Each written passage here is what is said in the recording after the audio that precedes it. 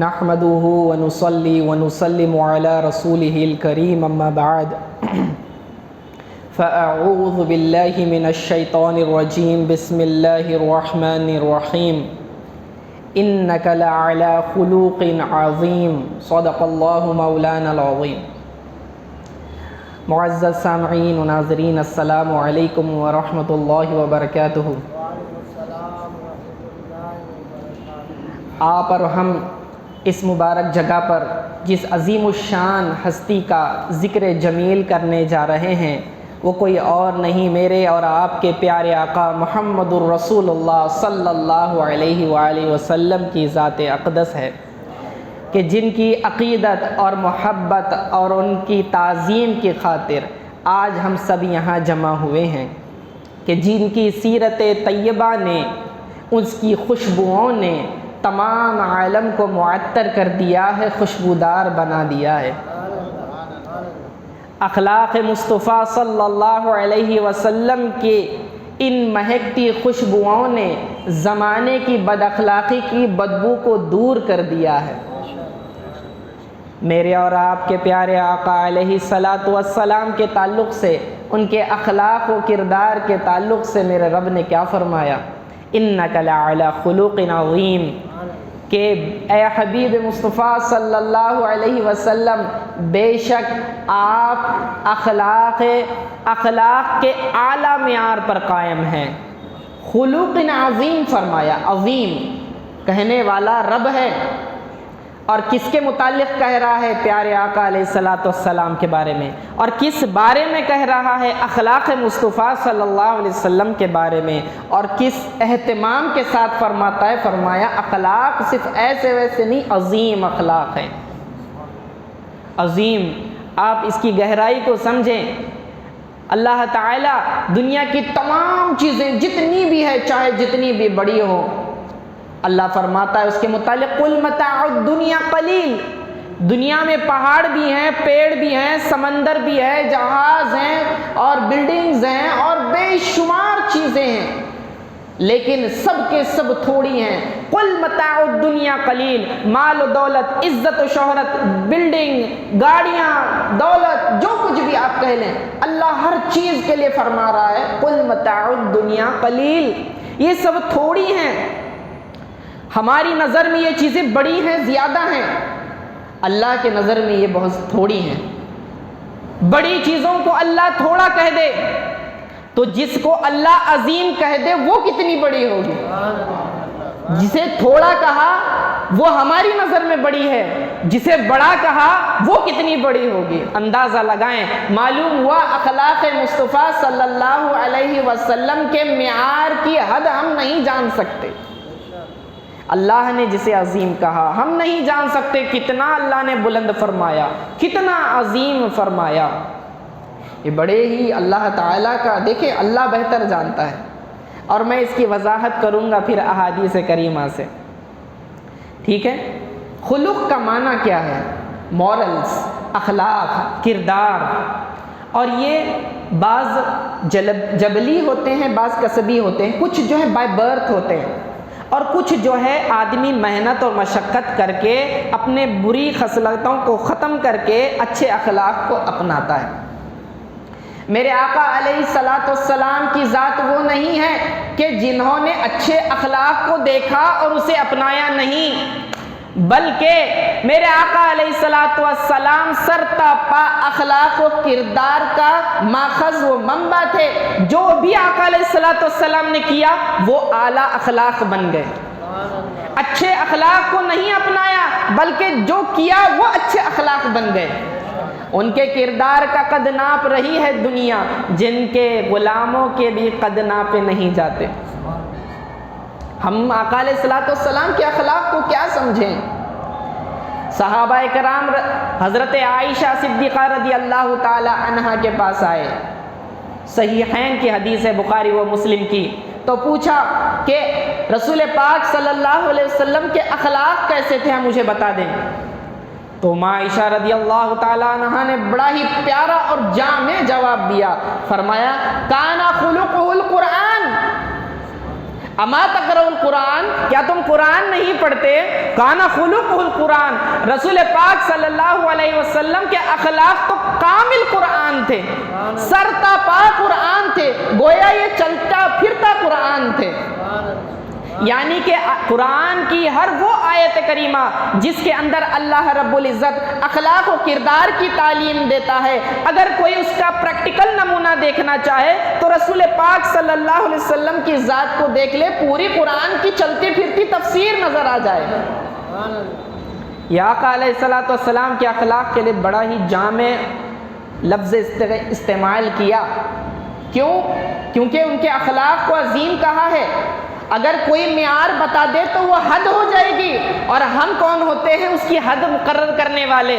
تو آپ نے ایسے لفظ کا انتخاب کیا جس کی حد نہیں بتلا سکتے۔ قرآن اللہ کا کلام ہے، اس کی صفت ہے، اس کی کوئی حد نہیں ہے۔ اس کے اندر جو معنی ہے، اس کے اندر جو نکات ہیں، اس کے اندر جو علوم ہیں، اتنے گہرے ہیں کہ 1400 سال سے آج تک ہر عالم اس کی تفسیر بیان کرتا ہے، اس کے علوم کو کھول کھول کر بیان کرتا ہے، اس کے نکات کو، اس کے احکام کو واضح کر کے بیان کرتا ہے، لیکن کسی نے یہ دعویٰ نہیں کیا کہ ہم نے قرآن کو پورا سمجھ لیا، ہم نے قرآن کی ہر بات کو بیان کر دیا۔ کیوں؟ کیونکہ قرآن معجزہ ہے اور رسول اللہ رب العزت کی صفت ہے، اور اس کی صفت کی کوئی انتہا نہیں ہوتی، اسی لیے قرآن پاک کے معنی، مفہوم اور اس کے علوم کی کوئی انتہا، کوئی لمٹ نہیں، اینڈ لیس ہے، لمٹ لیس ہے۔ تو آقا علیہ السلام کے اخلاق کو بیان فرمانا تھا تو کہا کانا خلقہ القرآن، قرآن کی طرح، یوں نہیں کہا اللہ رب العزت کے اخلاق کی طرح، کیونکہ اخلاق الہیہ بھی ہیں، ٹھیک ہے، لیکن مشابہت، براہ راست موازنہ، کمپیریزن اللہ سے نہ ہو تو ادب بھی ملحوظ رکھا، اور کہا قرآن، یعنی اللہ رب العزت کی صفت کا انتخاب کیا جو کہ کلام ہے۔ تو کانا خلقہ القرآن، یعنی ادب بھی ملحوظ رکھا اور شان بھی ایسی بتا دی کہ ان کے اخلاق کی کوئی انتہا نہیں، جیسے اللہ رب العزت کی صفت کی کوئی انتہا نہیں، اخلاق رسول صلی اللہ علیہ وسلم کو تم کیا شمار کر سکو، تم کیا گن سکو۔ ہر نبی جو مبعوث کیا گیا اس کی سینٹرل تھیم توحید و رسالت ہوتی تھی، لیکن اس کے ساتھ جو اس کا کرکس ہوا کرتا تھا وہ انبیاء علیہ السلام کے اخلاق ہوا کرتے تھے۔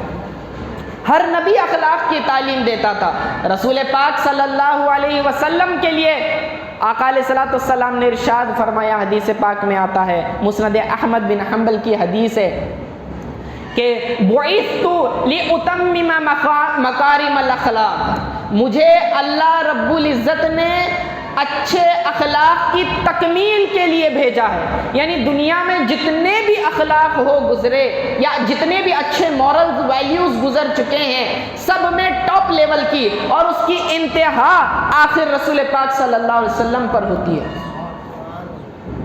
اندازہ لگائیں، اگر کوئی رسول پاک صلی اللہ علیہ وسلم نے عمل کیا وہی اچھے اخلاق ہیں، جسے چھوڑ دیا وہ بد اخلاقی ہے۔ تو آقا علیہ السلام سٹینڈرڈ اور معیار ہے۔ کوئی پوچھے اچھے اخلاق کسے کہتے ہیں تو ہم جواب دیں گے جو آقا علیہ السلام نے کیا وہی اچھے اخلاق ہیں، اور کہے کہ برے اخلاق کسے کہتے ہیں، جسے آقا نے ناپسند کیا، چھوڑ دیا، وہی برے اخلاق ہیں۔ سمجھے؟ تو یہ آقا علیہ السلام کا معیار، اور اللہ رب العزت کے، یاد رکھنا اخلاق الہیہ بھی ہوتے ہیں، اللہ کے بھی اخلاق ہیں۔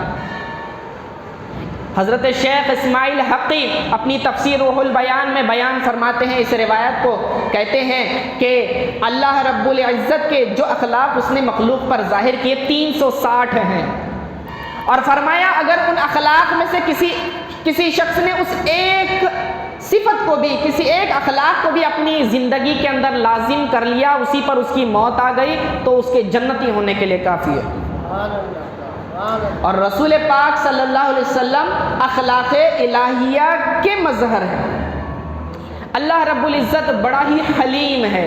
اب تو بے شمار ہوئی نا، بے شمار اخلاق اور صفات ہو گئی رسول پاک صلی اللہ علیہ وسلم کی، اور اس اتنی مختصر سے وقت میں، اس ایک مجلس میں کیا یہ ممکن ہے کہ ہم ذات مصطفیٰ صلی اللہ علیہ وسلم کے تمام اخلاق کا بیان کر لیں؟ یہ ممکن ہی نہیں ہے۔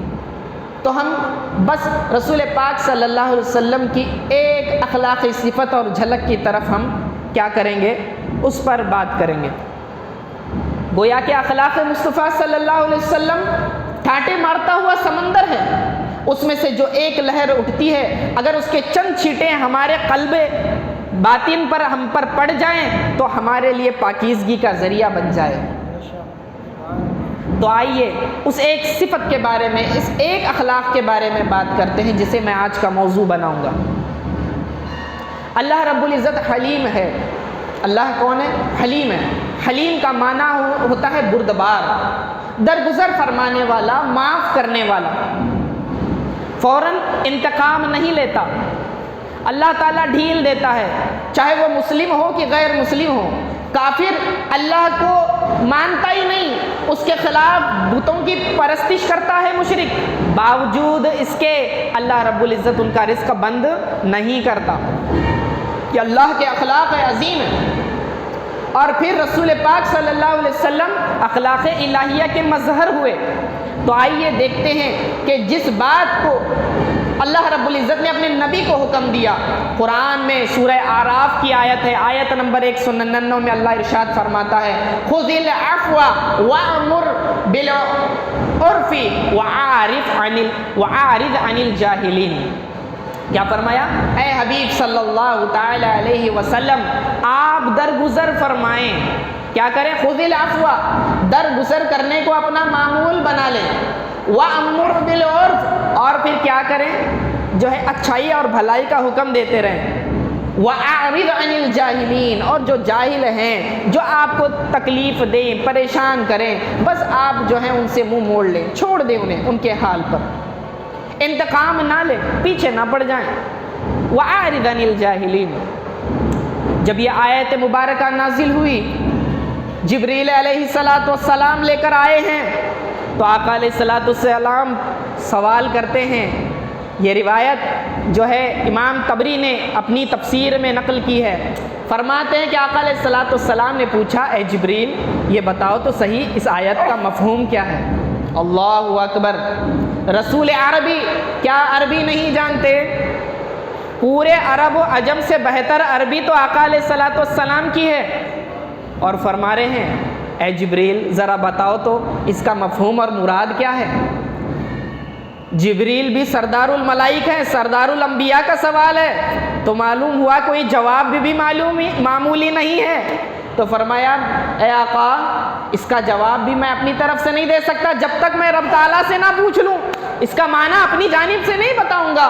پھر جبریل علیہ السلام گئے، اللہ سے اس آیت کا معنی اور مفہوم پوچھا، پھر آئے اور کہا یا رسول اللہ صلی اللہ علیہ وسلم، اللہ رب العزت آپ کو حکم دیتا ہے، ارشاد فرماتا ہے کہ جو آپ سے تعلق کو توڑے آپ اس کے ساتھ تعلق کو جوڑیں، جو آپ پر ظلم کرے آپ اس کو معاف کر دیں، جو آپ کو محروم کر دے آپ اسے عطا کر دیں۔ یہ معنی ہے۔ آہا سبحان اللہ! اندازہ لگائیں کہ تعلیم کس انداز میں ہو رہی ہے۔ رب العالمین رحمت للعالمین کو حکم دے رہا ہے، اور روح الامین اس کی تشریح وضاحت بیان کر رہے ہیں۔ کیسی اہم بات ہوگی، ہم اور آپ کی بات نہیں ہو رہی، یہ بڑی ذات دیکھیں کتنی بڑی ذات ہے، تو بات کتنی بڑی ہوگی۔ ہم معمولی سمجھتے ہیں عفو درگزر کو، معاف کرنا، ٹالرنس انگلش میں کہیں گے آپ، ٹالرنس، درگزر کرنا، یہ کوئی معمولی بات نہیں ہے، بڑی زبردست صفت ہے۔ اس کی چند مثالیں ہم رسول پاک صلی اللہ علیہ وسلم کی سیرت طیبہ سے سمجھنے کی کوشش کریں گے۔ فرمایا کہ جب جنگ احد کا معاملہ ہوا، دشمنوں کی طرف سے حملہ ہوا، آقا علیہ السلام بنفس نفیس جنگ میں شریک ہیں، رسول پاک صلی اللہ علیہ وسلم پر حملہ کیا گیا، آقا علیہ السلام کے جسم اقدس کو زخمی کیا گیا، نیزوں اور پتھروں سے وار کیا گیا، آپ کے چہرے اقدس پر نیزے کے نشانات اور آپ کے دندان مبارک دانتوں کو شہید کر دیا گیا، حتیٰ کہ کیفیت جو ہے غشی کی طرح ہو گئی، یعنی چکر جیسے آتی ہے اس طرح کا حال ہو گیا۔ آپ اپنی سواری سے نیچے آئے، صحابہ کے لیے یہ بڑا ہی ہولناک منظر تھا، دلوں کو چیر دینے والا منظر تھا کہ یہ صحابہ جو شمع کی اطراف پروانوں کی طرح اپنی جانوں کی فکر کیے بغیر اپنی جانوں کو قربان کرنے کے لیے آگے آتے، جنگوں میں جنہوں نے اپنے سینوں کو ڈھال کی طرح استعمال کرتے ہوئے دشمنوں کے وار اپنے سینوں پر سہے، تیروں کا مقابلہ کیا، جب انہوں نے دیکھا میرے اور آپ کے پیارے آقا علیہ الصلوۃ والسلام کے چہرے اقدس کو زخمی کر دیا، آپ کے دندان مبارک کو شہید کر دیا، تو صحابہ کرام سے رہا نہ گیا، تلملا اٹھے، کہنے لگے اے آقا علیہ الصلوۃ والسلام آپ ان پر بد دعا کر دیں، انہوں نے دیکھا نہیں آپ کے ساتھ کیا معاملہ کیا، ہم سے یہ دیکھا نہیں جاتا، آپ ان پر بد دعا کر دیں۔ میرے پیارے آقا علیہ الصلوۃ والسلام نے فرمایا نہیں، میں لعنت کرنے والا بنا کر نہیں بھیجا گیا، میں تو رحمت للعالمین بنا کر بھیجا گیا ہوں۔ تو پھر فرمایا کہ اے اللہ یہ میری امت ہے، تو انہیں معاف فرما، اے اللہ میری امت ہے، تو انہیں معاف فرما، یہ میرا درجہ مرتبہ نہیں جانتے، میں کون ہوں یہ نہیں جانتے۔ اللہم اغفر لامتی فإنہم لا یعلمون، اے اللہ میری امت کو بخش دے، اللہم اہدی لامتی فإنہم لا یعلمون۔ الگ الگ روایتیں ہیں، ایک روایت میں آتا ہے اللہ ان کی بخشش فرما دے، ایک روایت میں آتا ہے اللہ انہیں تو ہدایت دے، فإنہم لا یعلمون، وہ میرے مرتبے کو نہیں جانتے، میں کون ہوں وہ سمجھتے نہیں، کم عقل ہیں، نادان ہیں، انہیں نہیں معلوم میرا مرتبہ کیا ہے، اے اللہ تو انہیں معاف کر دے۔ آپ اور ہم ہوتے، اگر آپ پر حملے کیے جاتے تو آپ ان سے کیا کرتے؟ جب کہ آپ کے پاس پاور ہو، آپ کے پاس اتھارٹی ہو، آپ ان سے انتقام لے سکتے ہیں، لیکن کیا آپ اسے معاف کر دیتے؟ ہم ہوتے تو نہیں کرتے، لیکن وہ تو آقا علیہ الصلوۃ والسلام ہیں، انہوں نے معاف بھی کر دیا، صرف معاف نہیں کیا بلکہ ہدایت کی بھی دعا دی، ہدایت کے ساتھ انہوں نے جو گناہ کیا اس کی ریکویسٹ بھی اللہ سے کر رہے ہیں، اللہ انہیں بخش دے، یہ نہ ہو کہ مجھ پر انہوں نے ہاتھ اٹھایا ہے، یہ تو بالکل ہلاک ہو جائیں گے اور اللہ میری دعا رد نہیں کرتا، اے اللہ انہیں بخش دے، ان کے گناہ کو معاف کر دے۔ اور اس میں کیسی محبت اور الفت ہے، دشمن سامنے ہے، دشمن وار کر رہا ہے، یہاں تک بھی بس نہیں کیا، کیا کہا؟ اللہم ہذہ الامتی، اے اللہ یہ میری امت ہے، یہ کیا ہے؟ اللہم اغفر لی امتی، اے اللہ یہ میرے لوگ ہیں، میرے اپنے لوگ ہیں، میری امت ہے، مولا انہیں معاف کر دے، درگزر کر دے۔ سبحان اللہ، کیا معیار ہے درگزر کا اور معاف کرنے کا، کہ تکلیف دی جائے اور بدلہ لینے پر قادر ہوں، غصہ کتنا آتا ہوگا، اس کے باوجود معاف کرنا، یہی بہادری ہے، یہی دلیری ہے۔ رسول پاک صلی اللہ علیہ وسلم نے صحابہ سے پوچھا مجھے بتاؤ کہ پہلوان کون ہے، طاقتور پہلوان کون ہوتا ہے؟ تو صحابہ نے کہا وہ جو لوگوں کو پچھاڑ دے۔ فرمایا نہیں، پہلوان تو وہ ہے کہ جسے غصہ آئے اور وہ غصے کو پی جائے۔ والکاظمین الغیظ والعافین، جنہیں غصہ آتا ہے مومنوں کو تو وہ غصے کو پی جاتے ہیں اور معاف کر دیتے ہیں۔ سبحان اللہ۔ پھر ایک مرتبہ رسول پاک صلی اللہ علیہ وسلم کہیں جا رہے ہیں، گلے میں آپ نے جو ہے کھردری، سخت موٹی کھردری چادر اوڑی ہوئی ہے، پیچھے سے ایک اعرابی آیا، اعرابی دیہاتی کو کہتے ہیں، ایک اعرابی آیا اور اس نے جو ہے پیچھے سے رسول پاک صلی اللہ علیہ وسلم کی چادر پکڑ کے زور سے گھسیٹا، کھینچا، جس کی وجہ سے آقا علیہ الصلوۃ والسلام کی مبارک گردن پر نشانات پڑ گئے، زخم کے نشانات ہو گئے، اسکریچز آ گئے۔ رسول پاک صلی اللہ علیہ وسلم اس کی طرف متوجہ ہوئے، چہرے پر ذرہ سا بھی غصہ نہیں، چہرے پر کوئی بھی افسوس اور رنجیدگی اور ملال کے آثار نہیں ہیں، اس کی طرف متوجہ ہوئے، پوچھا کیا معاملہ ہے، کیا معاملہ ہے؟ تو کہنے لگا اے محمد صلی اللہ علیہ وسلم، یہ میں 2 اونٹ لے کر آیا ہوں، مجھے مال کی حاجت ہے، ان دونوں اونٹوں کو مال بھر کے مجھے دو۔ کیا؟ میرے ان دونوں اونٹوں پر مال بھر کے مجھے دو۔ سائل سوال کرنے والا سوال کرنے آتا ہے تو اس کا اخلاق کیسا ہونا چاہیے؟ نرمی سے سوال کرتا ہے، مجھے کچھ عطا کر دو، مجھے دے دو۔ اگر کوئی آپ سے غصے سے آ کر مانگے کوئی دے دو مجھے تو آپ دیتے ہیں؟ اسے در سے ہٹا دیتے ہیں؟ نہیں.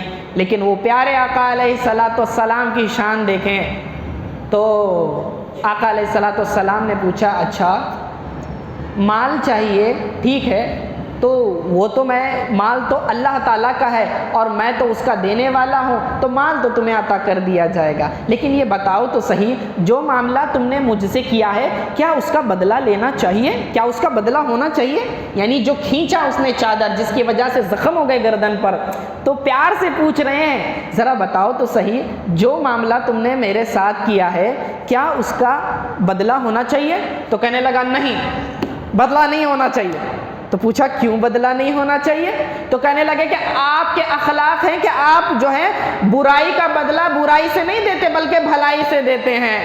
تو پھر آقا علیہ الصلوۃ والسلام یہ سن کر ہنس پڑے، مسکرا پڑے، اور اس کے ایک اونٹ کو گندم گیہوں سے بھر دیا، دوسرے اونٹ کو کھجوروں سے بھر دیا اور اسے لوٹا دیا. جو آپ کو محروم کرے اسے عطا کریں، جو آپ کو تکلیف دے اسے معاف کریں. وَأَعْرِضْ عَنِ الْجَاهِلِينَ، اور جو نادان قسم کے ہیں انہیں درگزر کر دیا کریں، ان سے انتقام نہ لیں. کیونکہ دعوت و تبلیغ کی جو یہ محنت اور مشقت ہے اس میں آپ پر الزامات لگیں گے، آپ کی توہین کی جائے گی، آپ کو ستایا جائے گا، آپ کے قلب اطہر کو ہرٹ کیا جائے گا، آپ کے جسم اقدس کو تکلیف دی جائے گی. لیکن اے حبیب مصطفیٰ صلی اللہ علیہ وسلم آپ اس سب کو برداشت کر لینا اور انہیں معاف کر دینا. میرے رب کا کیسا زبردست حکم ہے اور کتنا مشکل حکم ہے، آپ اندازہ لگائیں. انبیاء میں جتنوں کو بھی جو بھی تکلیف دی گئی، سب سے بڑھ کر آقا علیہ الصلوۃ والسلام کو تکلیف اور آزمائش میں مبتلا کیا گیا. جب جنگ احد میں معاف کر دیا، صحابہ سے رہا نہیں گیا، کہنے لگے قربان جائیں یا آقا علیہ الصلوۃ والسلام آپ کے اس معاف کرنے کی ادا پر کہ حضرت نوح علیہ الصلوۃ والسلام کو بھی ستایا گیا تھا، حالانکہ ان کے جسم پر کوئی وار نہیں کیا گیا تھا، پھر بھی انہوں نے فرمایا کہ یار اے اللہ زمین پر کسی کافر کو نہ چھوڑ، سب کو تو ہلاک کر دے. انہوں نے تو بد دعا کی دی، آپ کے جسم کو بھی تکلیف دی گئی، خون بھی بہایا گیا، لیکن آپ ہیں کہ انہیں بددعا تو نہیں دیتے بلکہ انہیں دعائیں دے رہے ہیں. اللہ کی قسم کہ اگر آپ ان پر بددعا کر دیتے تو اس کا اثر قیامت تک آنے والی نسلوں تک باقی رہتا. خذ العفو، درگزر کرنے کو اپنا شعار بنا لیں. وَأَمُرْ بِالْعُرْفِ، اور بھلائی کا حکم دیں. وَأَعْرِضْ عَنِ الْجَاهِلِينَ، اور جاہلوں سے اعراض کر لیں. دوسرے موقع پر آئیے، رسول پاک صلی اللہ علیہ وسلم خیبر کا موقع ہے. خیبر میں کیا ہوا؟ جب یہود سے جنگ ہوئی تو جنگ ہونے کے بعد ایک یہودیہ جس کا نام زینب تھا، اس نے جو ہے رسول پاک صلی اللہ علیہ وسلم کو زہر آلود بھنا ہوا گوشت بھیجا، یعنی گوشت بھنا اس میں زہر ملا دیا اور رسول پاک صلی اللہ علیہ وسلم کے پاس بھیجا. اب اسلام کا دیکھیں کتنی وسعت ہے اس کے اندر، اخلاق میں جتنی جو وسعت ہے اسلام کے اندر اتنی ہی زیادہ وسعت ہے. آپ نے نان مسلم ہے چلو ٹھیک ہے میں اس کا کوئی تحفہ قبول نہیں کرتا، یہ نہیں کہا، بلکہ اس کے گفٹ کو ویلکم کیا. ابھی یہ وہ لوگ ہیں جو دشمن ہیں جن سے جنگ ہوئی، یہ یہود ہیں اور سازش ہونا لازم ہے، اس کے باوجود آقا علیہ الصلوۃ والسلام نے اس کے گوشت کو قبول کیا، بلکہ خود بھی کھایا، بعض صحابہ بھی اس میں سے چند ایک لقمے کھا لیے. زہر آلود گوشت تھا، ابھی چند لقمے کھائے تھے کہ پھر کیا ہوا، گوشت کی بوٹیاں بول پڑی کہ یا رسول اللہ صلی اللہ علیہ وسلم ہمیں نہ کھائیں، ہمارے اندر زہر ملا ہوا ہے، ہمارے اندر زہر ملا ہوا ہے. بعض وہ صحابہ جنہوں نے چند لقمے کھائے تھے، زہر کا اثر اتنا تیز تھا کہ جگہ پر شہید ہو گئے. لیکن آقا علیہ الصلوۃ والسلام شہید نہ ہوئے. کیوں؟ کیونکہ قرآن میں اللہ کا وعدہ ہے واللہ یعصمک من الناس، اللہ آپ کی حفاظت فرمائے گا، کوئی انسان آپ کو جو ہے مار نہیں سکتا، شہید نہیں کر سکتا، تو آپ شہید نہ ہوئے. لیکن زہر آلود گوشت کا جیسے ہی گواہی معلوم ہوئی، صحابہ فوراً اس عورت کو پکڑ کر لے آئے، رسول پاک صلی اللہ علیہ وسلم کے پاس اس نے اعتراف کیا، مان لیا کہ میں نے زہر ملایا تھا، آقا علیہ الصلوۃ والسلام نے اسے بھی معاف فرما دیا، فرمایا چھوڑ دو اسے، جانے دو۔ دیکھیں اگر آپ کے کوئی قتل کا ارادہ کرے اور آپ کو پتہ چل جائے کہ کوئی آپ کا قتل کرنے والا ہے، آپ جو ہے ڈیفنس میں پہلے ہی انتظام کر لیں گے اور اس کے قتل کی تیاری کر لیں گے۔ یہاں ارادہ قتل نہیں بلکہ فعل قتل بھی ہو چکا تھا، اس نے جو ہے زہر آلود گوشت ملا کر آقا علیہ الصلوۃ والسلام کی طرف بھیج بھی دیا تھا، عمل بھی کر دیا، اس کے باوجود یعنی اٹیمپٹ بھی ہو گیا، مرڈر اٹیمپٹ، اسیسینیشن کے لیے اس نے اٹیمپٹ کیا، اس کے باوجود آقا علیہ الصلوۃ والسلام نے کیا کیا؟ معاف فرما دیا، معاف فرما دیا۔ کہاں سے ایسی زبردست اخلاق کی مثال آپ لائیں گے؟ زمین و آسمان میں کوئی ایسی آپ کو مثال کسی اور شخصیت کی نہیں ملے گی۔ ایک اور موقع پر آقا علیہ الصلوۃ والسلام سفر سے آ رہے تھے، جعرانہ سے غالباً آ رہے تھے، اور جو ہے اس وقت کافی دھوپ وغیرہ تیز تھی، تو کہیں راستے میں پیڑ وغیرہ ملتا تو آقا علیہ الصلوۃ والسلام وہاں ٹھہر جاتے، وہاں آرام فرماتے۔ تو ایسے ہی ایک پیڑ دیکھا، اس پر اپنی تلوار اوپر لٹکائی اور پیڑ کے نیچے آرام کرنے کے لیے بیٹھ گئے۔ اتنے میں غورث بن الحارث، اس وقت تک وہ مسلمان نہیں تھے، مشرک کافر، اس وقت آیا، وہ شخص آیا، اس نے دیکھا، موقع غنیمت جانا کہ رسول پاک صلی اللہ علیہ وسلم لیٹے ہوئے ہیں، آپ کی تلوار پیڑ سے اٹھا لی اور تلوار سونت لی۔ آقا علیہ الصلوۃ والسلام بیدار ہوئے تو کہنے لگا کہ اے محمد صلی اللہ علیہ وسلم، پوچھا بتاؤ مجھے میری تلوار سے تمہیں کون بچائے گا؟ تو آقا علیہ الصلوۃ والسلام نے فرمایا اللہ، 3 مرتبہ ارشاد فرمایا۔ اس کلام کی ایسی ہیبت ہوئی کہ اس کے ہاتھ سے وہ تلوار چھوٹ کر گر پڑی۔ آقا علیہ الصلوۃ والسلام نے وہ تلوار اٹھائی، پوچھا اب بتاؤ تمہیں مجھ سے کون بچائے گا؟ تمہیں مجھ سے کون بچائے گا؟ وہ کانپنے لگا، تھر تھرانے لگا۔ آقا علیہ الصلوۃ والسلام نے اسے بھی معاف فرما دیا۔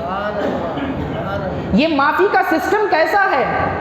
یاد رکھنا، آقا علیہ الصلوۃ والسلام اپنی ذات کے متعلق کبھی کسی سے بدلہ نہیں لیتے۔ ماں عائشہ رضی اللہ تعالی عنہا فرماتی ہیں کہ ہم نے دیکھا زندگی بھر رسول پاک صلی اللہ علیہ وسلم نے اپنی ذات کے لیے کبھی کسی سے بدلہ نہیں لیا، کسی سے غصہ نہیں کیا، نہ کسی غلام کو مارا، نہ کسی بچے کو مارا، نہ کسی عورت پر ہاتھ اٹھایا۔ کوئی انسان دنیا میں بتا دیں جو ایسا ہو، جبکہ آقا علیہ الصلوۃ والسلام نے اس قسم کے وائلنس کو کنڈیم کیا، خصوصاً ڈومیسٹک وائلنس کو کنڈیم کیا، گھریلو جھگڑے جو ہوتے ہیں۔ آقا علیہ الصلوۃ والسلام نے فرمایا اپنی عورتوں کو نہ مارو۔ کیا ہو گیا ہے تمہیں؟ تم اس بات کو پسند کرتے ہو، دن میں انہیں مارتے ہو اور رات میں انہی کے ساتھ آرام کرتے ہو، کیا تمہیں شرم نہیں آتی؟ ڈومیسٹک وائلنس کو کنڈیم کیا آقا علیہ الصلوۃ والسلام نے۔ تو ماں عائشہ رضی اللہ تعالیٰ عنہ فرماتی ہیں ہم نے کبھی نہیں دیکھا آقا علیہ الصلوۃ والسلام نے کسی کو مارا ہو، کسی عورت پر ہاتھ اٹھایا ہو یا کسی بچے کو مارا ہو۔ کیسا زبردست کرم تھا آقا علیہ الصلوۃ والسلام کا۔ ہمارا آپ ان کے اخلاق کا اندازہ اور معیار ہم کوئی ناپ نہیں سکتے۔ کئی مثالیں، بے شمار مثالیں۔ سب سے بڑی مثال تو دیکھیں کہ رسول پاک صلی اللہ علیہ وسلم کو مکہ میں 10 سال ستایا گیا، ہجرت کی، دارالہجرہ کہاں گئے؟ مدینہ طیبہ گئے، اور یہ پورا عرصہ جو ہے وہاں 11 سال، یہاں کے 10 سال، 21 سال تک ظلم و ستم ڈھائے گئے مسلمانوں پر۔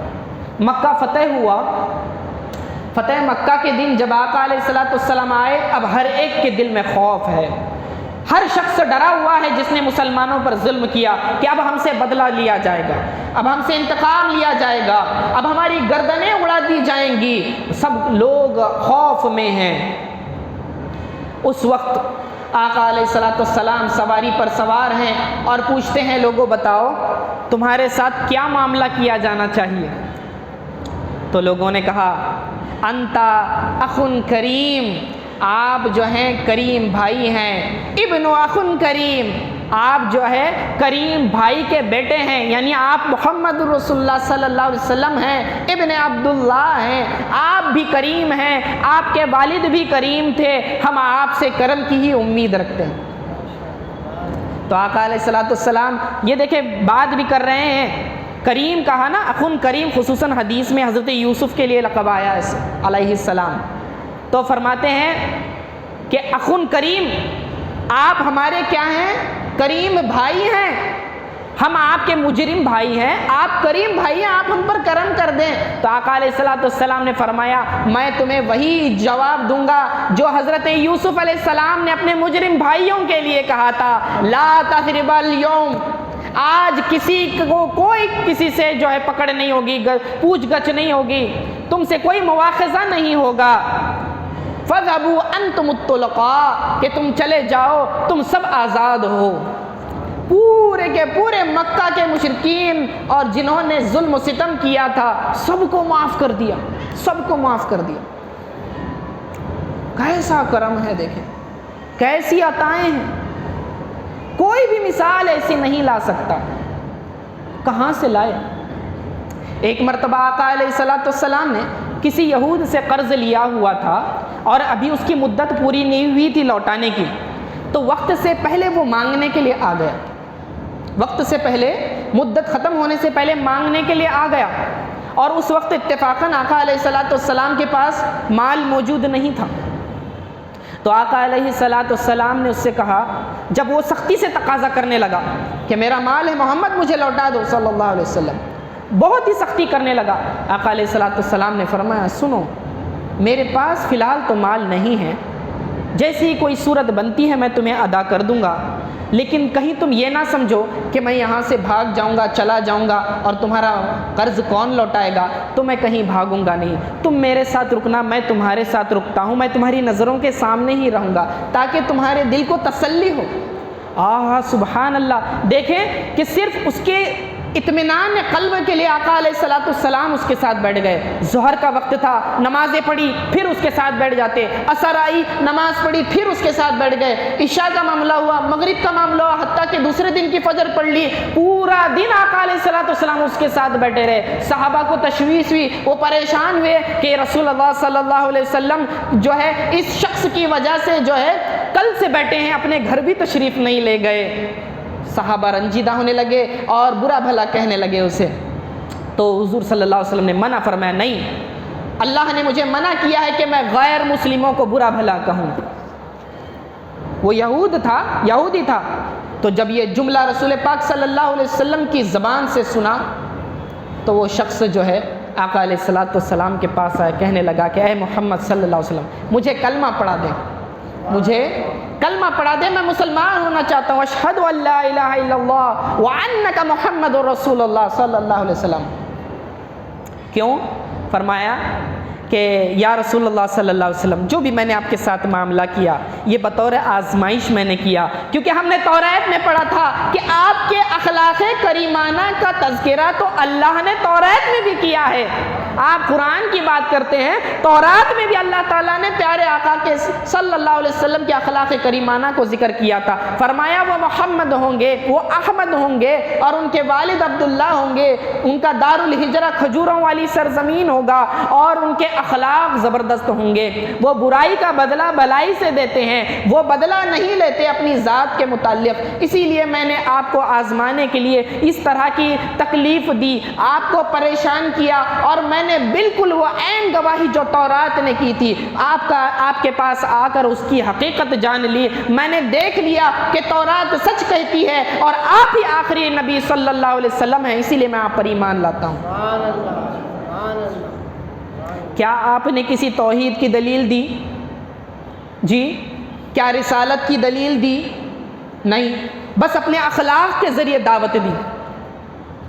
غورث بن الحارث جس نے تلوار اٹھا کر آقا علیہ السلام کو شہید کرنے کا ارادہ کیا، اس نے بھی کلمہ پڑھ لیا، کیا اس کو توحید کی دلیل دی تھی؟ کیا رسالت کی کوئی دعوت دی تھی؟ نہیں، بس اپنے اخلاق سے اسے دعوت دی۔ تو لوگوں، ہم تو آقا علیہ السلام کی امت ہیں، ان کے نام لیوا ہیں، قیامت میں جبکہ ہم ریپریزنٹیٹر ہوں گے دوسری امتوں کے اور ان کے متعلق گواہی دینے والے ہوں گے، اندازہ لگائیں خیر الامہ کا جنہیں لقب دیا گیا ہے، تو ان کے اخلاق خیر کیوں نہ ہوں، ہمارے اخلاق بہتر کیوں نہ ہوں، ہمارے اندر اگر یہ ٹالرنس کا مادہ پیدا ہو جائے، حلم و بردباری اور عفو کا مادہ پیدا ہو جائے، یہ اپنی ذات پر کیے گئی تکلیفوں کو برداشت کرنا اور دوسروں کو معاف کرنے کی صفت پیدا ہو جائے، تو ہمارے معاشرے سے اکثر برائیاں ختم ہو جائیں گی، ہمارے گھر کے جھگڑے ختم ہو جائیں گے، پڑوسیوں سے جھگڑے ختم ہو جائیں گے، پورے معاشرے میں امن پھیل جائے گا۔ یہی اسلام کا پیغام ہے۔ اور آقا علیہ الصلوۃ والسلام کی سیرت کا بس یہ ایک گوشہ ہے، صرف ایک اخلاق کی بات میں نے کی، لیکن امپیکٹ کتنا بڑا ہے دیکھیں۔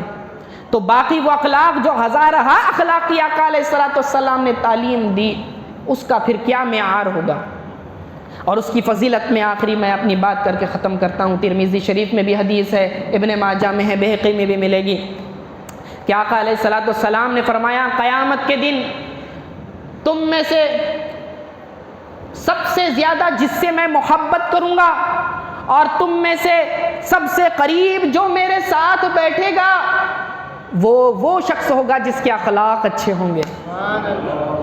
اللہ اکبر۔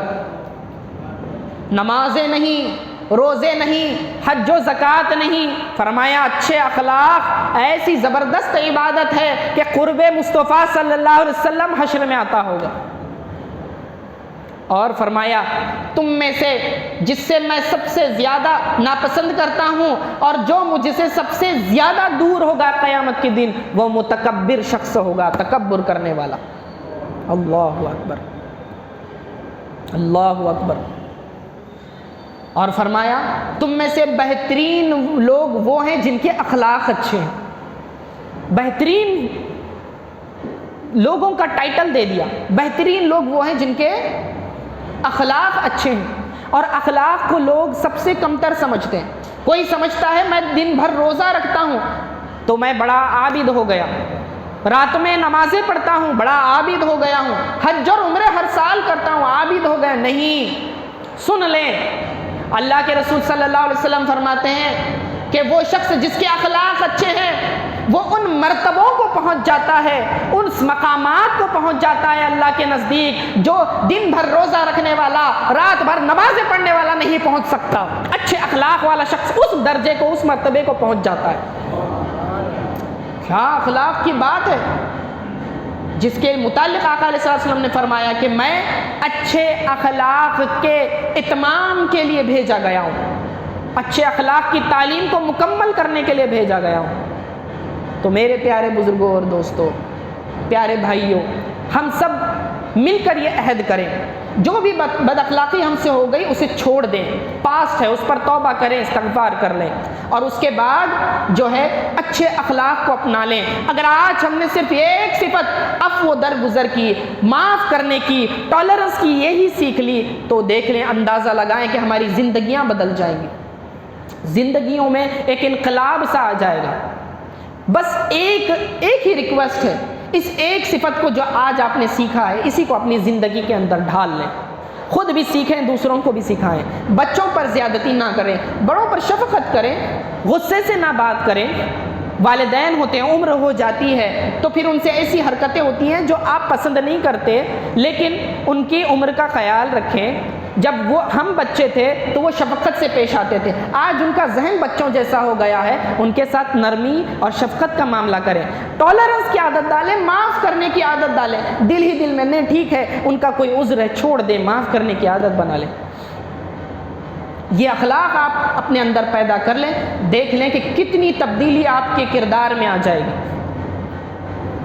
اور اچھے اور برے کا امتیاز کیا کہ جو اللہ کے حقوق کو ادا کرے اور مخلوق کے حقوق کو ادا کرے وہی اچھا شخص ہے، اور برا شخص کون؟ جو اللہ کے حقوق کو ادا نہ کرے اور مخلوق کے حقوق کو ادا نہ کرے وہی برا شخص ہے۔ بس اسی پر میں اپنی بات کا اختتام کرتا ہوں۔ اللہ تعالیٰ سے دعا ہے کہ ہمیں رسول پاک صلی اللہ تعالیٰ علیہ وسلم کے اخلاق کریمانہ کے صدقے ہمارے بھی اخلاق کو جو ہے اللہ رب العزت سدھار دے، سنوار دے، ہماری نسلوں میں سے بد اخلاقی کو دور کر دے، پورے معاشرے کو، تمام مسلمانوں کو اچھے اخلاق والا بنا دے۔ وصلی اللہ تعالیٰ علی خیر خلق محمد وآلہ وصحبہ اجمعین برحمتک یا ارحم الراحمین۔